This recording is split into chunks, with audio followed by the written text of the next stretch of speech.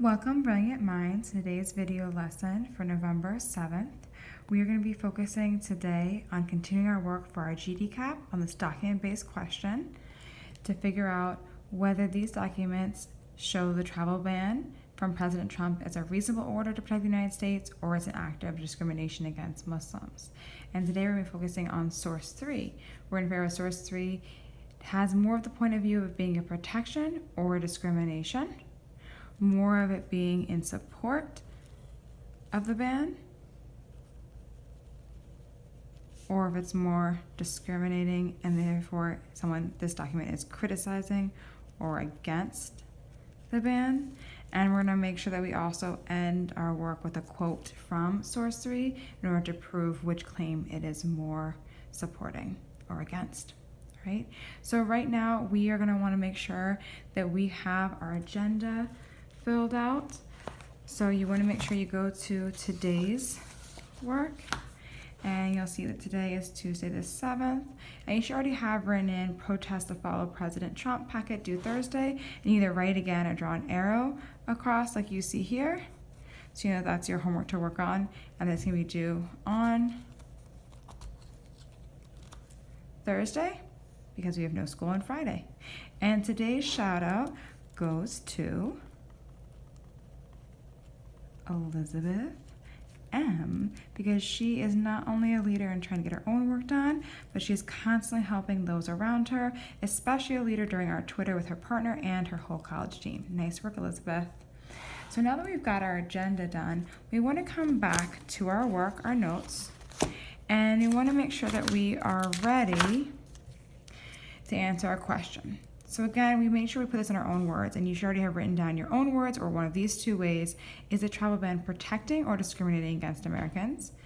Is a travel ban positive or negative for Americans?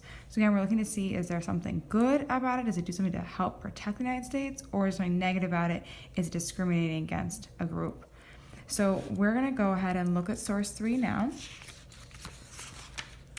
And as we turn to source 3, we're gonna wanna make sure we're using all of our best literacy strategies. So we're gonna write down here, thieves, to remind us what to do before we read. And we're gonna go here and write catch to remind us what we do as we read. So first thing we're gonna look for is the title. And the title is right here. It says Executive Order Protecting the Nation from Foreign Terrorist Entry into the United States. So you know what our title is, and let's go ahead and do some of our catch strategy on our title. So executive order is law from the president, and this is to protect the nation from foreign terrorist entry. So this is protecting the country, right, the U.S., from terrorists, from people who hurt non-soldiers. So it's trying to help people, okay? So this is the idea that it's using the word protection is a clue to me that this might be a positive because it's using that word of protection and it's trying to help protect people from those who might hurt them. I want to see if there's any headings, and I do see this is the executive order heading, so it's kind of connecting back to that law. And then I see this title is also the heading here where it says protecting the nation from foreign terrorist entry in the United States. So it kind of repeats what is in the title. So it's not giving me too much information. I can check out that I did that work. And now I want to continue to read and make sure I'm using my catch as I go. So catch, let's start with F.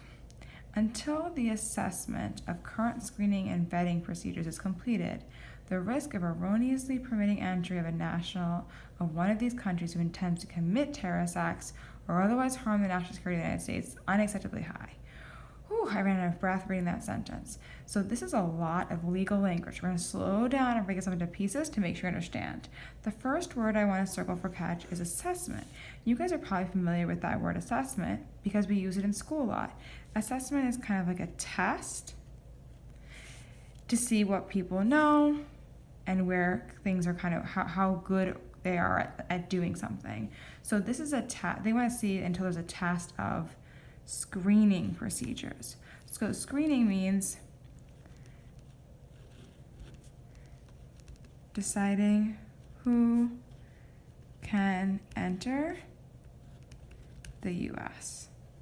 Okay, so they want to test to see if we're doing a good job deciding who can enter the US and who can't.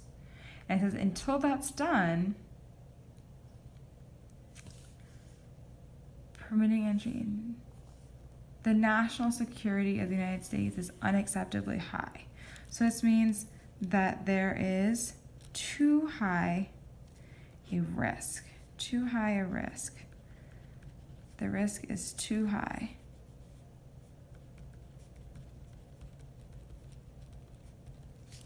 So the risk is too high. That means that it is dangerous.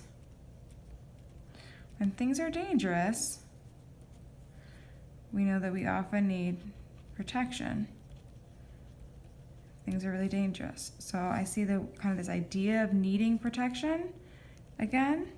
So I'm going to add another plus, and this person probably thinks it's a good idea to have the ban if they think things are really dangerous and they need protection.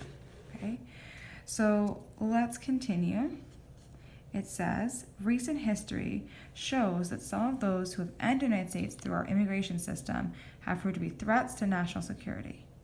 So it's saying those who have entered the United States' immigration system, which is basically saying immigrants, right? If they entered through the immigration system, they're immigrants, have proved to be threats to our national security. So if you are a threat, that means that you are a danger, right? So we're going to say immigrants equal dangerous to United States, to the national security. Since 2001, hundreds of persons born abroad have been convicted of terrorism-related crimes in the United States. Okay, so since 2001 means it's from 2001 until 2017, and that is, again, 16 years. So we're going to talk about this kind of the last 16 years since 9/11, and there's hundreds of people born abroad that have been convicted of terrorism crimes in the United States. So say convicted of terrorism. These people who are born abroad. If you're born abroad, that means that you're an immigrant. Born abroad means you're born out of country. Abroad means born out of country, which would mean that you are an immigrant because you came to the United States after you were born from someplace else. So I think we should write down here in our own words, this is saying that hundreds of immigrants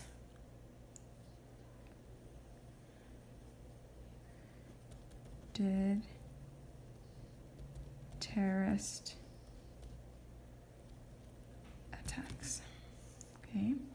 They have included not just persons who came here illegally on visas, but also individuals who first entered the country as refugees. For example, in January 2013, 2 Iraqi nationals admitted to the United States as refugees in 2009 were sentenced to 40 years and to life in prison, respectively, for multiple terrorism offenses. Okay? And in October 2014, a native of Somalia who had been brought to the United States as a child refugee and later became a naturalized United States citizen was sentenced to 30 years in prison for attempting to use a weapon of mass destruction as a part of a plot to detonate a bomb at a crowded Christmas tree lighting ceremony in Portland, Oregon. So we have 2 different countries that Trump banned where people came from those countries and committed terrorism.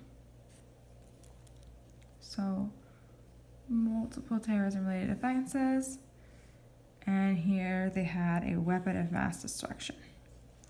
The Attorney General has reported to me that more than 300 persons who went to the United States as refugees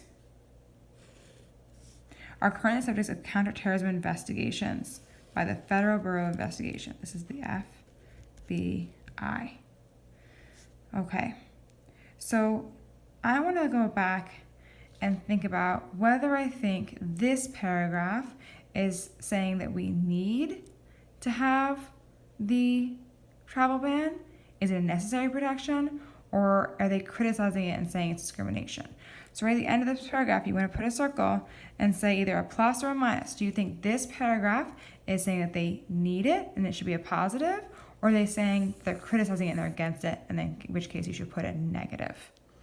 So we have done our catch strategy, we've done our circling and acknowledging confusion, we've talked to our text with different notes, and we've definitely highlighted some important details. Now we're going to need to capture the main idea. So I'm going to write down here in the bottom space my main idea notes. Remember, this is not something that you can quote because these are just our notes, okay? And you want to see if we can summarize what the main idea is. So I'm going to look back at my details that I underlined, and it looks like the main idea is really kind of, this is where I got the most information. It's what I wrote down the most about. So about immigrants being dangerous and immigrants doing terrorism acts. So I'm going to say the main idea is that immigrants are dangerous to the U.S. because they commit acts of terrorism. Okay, and now that we have our main idea, I want you to go ahead again and say, do you think this main idea is saying something negative or positive about the travel ban? Do you think this means the travel ban is necessary, in which case you should put a positive, for this is someone who supports it because they think it's important to protect our country? Or do you think this is someone who's against it, in which case you put a negative because they're saying this is a discrimination against the people of our country? Once you have finished your notes, including your 2 annotations, you are now prepared to go ahead and meet your objective. So you want to come back to the front page outline. You want to say, was this source 3 mostly supporting the ban as a protection, or were they mostly against the ban, saying it was discriminating? Once you've made your choice, you now need a quote to prove that that is the claim that the evidence suggests that it supports. So you want to now go back and you want to look for a quote, something that is underlined from the document itself. So some text, some typed text that you underline that you think proves your claim that it is either supporting or against the travel ban. Once you've chosen something you've underlined to either prove that it is supporting or against the travel ban, you can come back and copy it here. When you have finished your objective, your source 3 claim and quote, you can then make sure that Ms. Casey checks your work to get your classic grade, and you can earn that candy award by going ahead and adding somewhere along this row, either the margin side, whatever is your favorite book with a star next to it. I hope you guys are very proud of your work today. Thank you.